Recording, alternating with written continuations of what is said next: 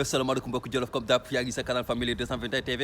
ak sa frère le Sénégambien Boys Mister Thiam ngay am saa su ne di leen bëggee di leen ciar rawatina yow bi nga xamante ni yaay safoo canal bi di Family 221 TV mbokk balaa ñuy commencé bu dee abonné go gaawal gaaw abonné dañ leen partager vidéo gars yi like bi am na solo di bës cloche bi mën na jot suñu notification chaque jour comme ni ñu koy faral di defee cas bu amee Sénégal mooy loolu saa bu ñu yeewoo rek ak cas bu bees tey Fatoumata Ndiaye Fouta Tampi tey ndekki bi mu ñu jox je pense bien que sénégalais yëpp gis nañ ko mais dafa fàttali ni rek moom ni que Sénégal la ñu nekkoon te li ñëpp doon wax dafa mel ni tey moom lay firndeel mais balaa ñuy dugg ci vidéo tey bi tey ñu xool li nga xamante ni jotoon na am fële ca Bercy bu Saloum te Wally Ballago Seck doon fa tëgg rek ci biir décembre bi te ñuy dem rek dem te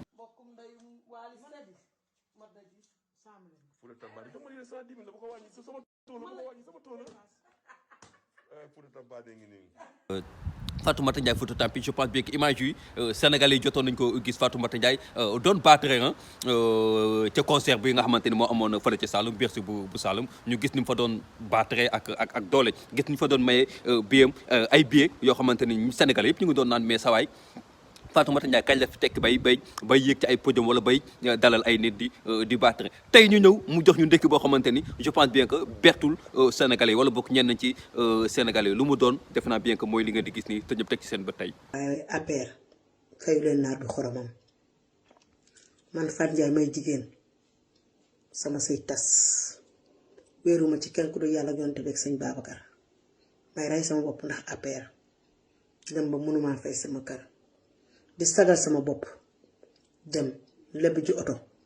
ci ku ñu naan baabu mu lebal ma oto plus de 6 mois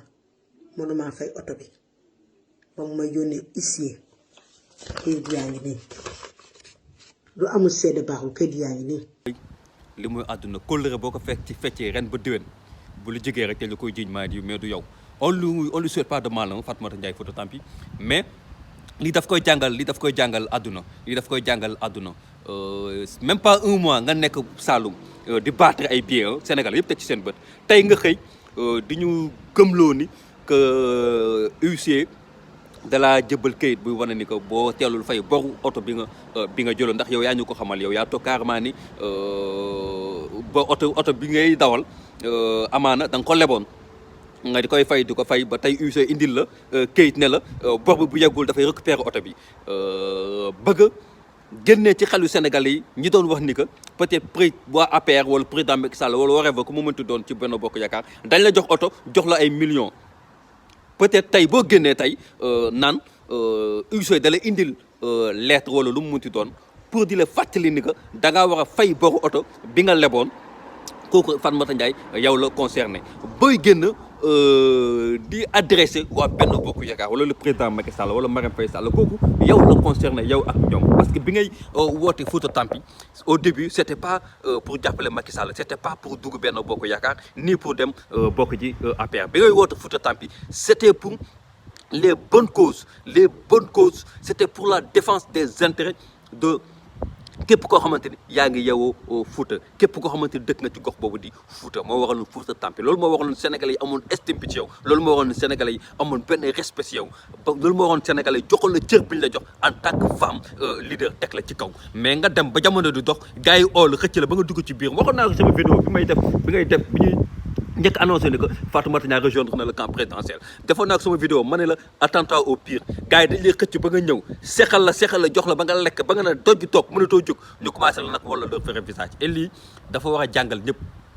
képp koo xamante ni moo xam ci politique la wala woo xam waree ba fu mu munti doon gis nga mar naan wala takk naan politique nit da ngay ànd ak sa ngor booy woote benn combat di woote ay principe di incarner ay valeurs bu la xaalis wala dara jaral nga bàyyi yooyu Fatoumata Ndiaye tey boo jëloon sa temps tey xeex aux côtés de l' opposition tey mënul nga am lu ëpp li ñu naan yàkkamti yàqule la rek te gis nga wër su ko waay mënatoo jot fi lépp app bi jotul boo naree brûler comme ni nga ko waxee les échelons ci ay tolof nga indil sa bopp lii ce n'est que le début de l' iceberg Fatoumata Ndiaye maa la ko wax même su fekkente ne ni waa APR wala waa Benno Bokk Yaakaar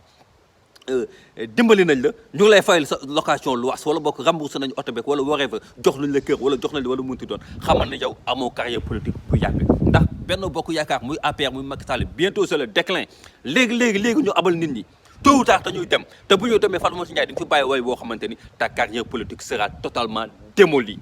sera totalement démoli si lan si yàkkamti si lan si jaay sa ngor si lan ci war askan waa Fouta ci lan ci war Sénégalais yi nga xamante ni ñoo doon porter le combat ak yow lii nag bon ñun yéenewuñ la dara mais dañ la bëgg a wax ni kat àdduna moo ni mel tey yaa ngi ni ñi nga xamante ni tey ñoom ñoo tax nga war sa askan ñi nga xamante ni tey ñoom ñoo taxoon nga war Sénégalais ñi nga xamante ne tey ñoom ñoo taxoon valeur yi nga doon incarné ak dignité ngor bi nga doon incarné courage bi nga doon incarné ñi nga doon tax nga bàyyi loolu noonu yëpp pour lan parce que rejoindre Benno Bokk Yaakaar pour rien du tout rejoindre le camp présidentiel pour rien du tout c'est seulement pour de l'argent Fatoumata Ndiaye ñu wax la ko ak ñu ñàkk la ko wax malheureusement c'est la triste réalité lii nag c'est le début de l'iceberg comme li may faral di wax rek en attendant les événements gars ñu ngi ci élection qu'on ne se laisse pas distraire ay mbiru Fatoumata Ndiaye Fouta Tampi mu xam dëgg la wala mu bañ a ñàkk dëgg la bu ñu naw ñu distraire nañu dem récupérer carte yi gars yi ñu ngi battre campagne su ko defee bésu élection ñu war a mën a dem voter parce que gars yi ñu wàcc si mbedd bi di campagne ñu topp seen i ginnaaw neex na lool waaye it bu ñu demee ba si cappaandogo ba le jour du 23 incha allah amoo carte boo voté dafay mel ni yow topp bi nga doon topp gars yëpp moom ak zéro ñoo yëm nga ñu dem récupérer suñu carte yi dem voter bañ a toog suñu kër nag naan duñu voter parce que bu ñu defee rek ñu ngi may doole li nga xamante ni mooy le parti au pouvoir respecte la famille respecte gars comme d'hab je vous love